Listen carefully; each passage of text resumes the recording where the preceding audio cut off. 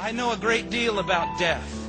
As a young missionary, I lived for many years in a country that was torn apart by war. In that time, 23,000 people died. Sometimes to get the mail, I would have to walk over a dead body. The beauty of man is destroyed by death. The hope of all men destroyed by death. In my family, it has been torn apart by death. My brother was killed when he was 6 years old. My father died in my arms in the middle of a field. And a few years ago, I preached the funeral of my sister. I know much about death, but death is too strong of an enemy to overcome.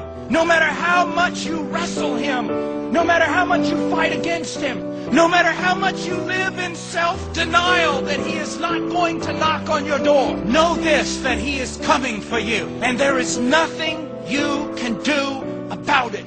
As David said, there is but a few steps between me and death. Within just a few years, some of you will be dead. Within 25 years, many more of you will be dead. And with 100 years, not only all of us will be dead, but we will be forgotten. All our hopes will be crushed. Every memory of whatever we have done will be erased. And of all creatures, we are most pitiful, because not only is death coming for us, we know it. You know it, and you know it. You do everything in your power to push it out of your thoughts. But he's coming for you, maybe even this evening. He's coming for your children, and there's nothing you can do.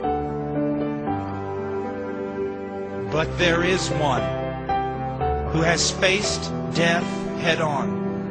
There is one, a mighty warrior, who went into death's stronghold and defeated him in his strongest place.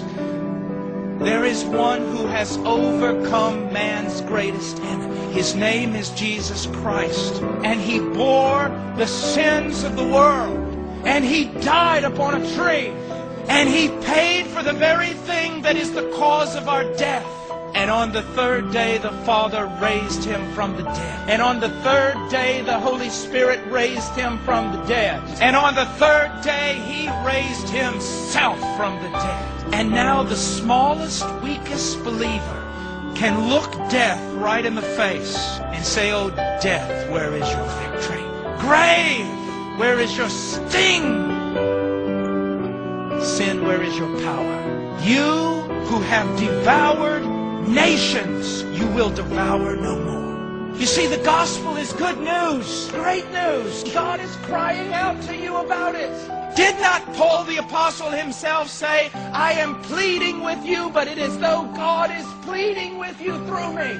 Why will you live a life that has no meaning? Why will you live a life that literally is going to fall apart? Why will you allow yourself to be swallowed up by death?